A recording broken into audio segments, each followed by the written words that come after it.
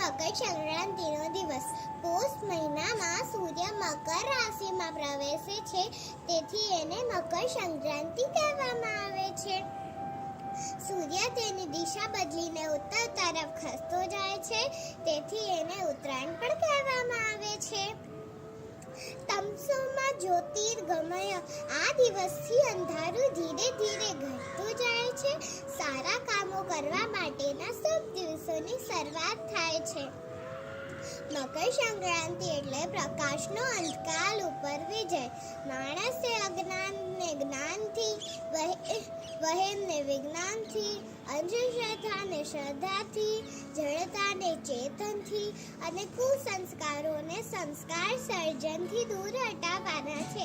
એ જ આપણા જીવનની સાચી સંક્રાંતિ કહેવાશે. ઉત્તરાયણના દિવસે તલ અને ગોળના લાડુ આપવાની પ્રથા છે. સ્નેહ અને મીઠાશનો પ્રતીક એટલે તલ અને ગોળ. તલના લાડુમાં સિક્કો મૂકીને આપવાની પ્રથા ગુપ્તદાનનો મહિમા સમજાવે છે. ઉત્તરાયણના દિવસે પતંગ ચગાવવાની પ્રથા છે. તેની પાછળ પણ વિશેષ અર્થ રહેલો છે. ઠંડીના દિવસોમાં પતંગ ચગાવતી વખતે આપણને સહજ સૂર્યસ્નાનની પ્રાપ્તિ થઈ શકે. પતંગની હસ્તી અને મસ્તી ત્યાં સુધી જ રહે છે જ્યાં સુધી તેનો દૂર ચગાવનારના હાથમાં હોય છે.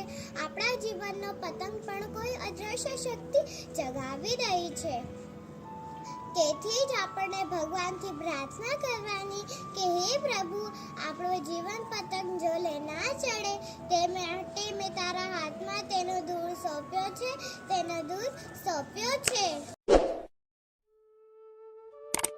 લાઈક કરો, શેર કરો, સબસ્ક્રાઇબ કરો.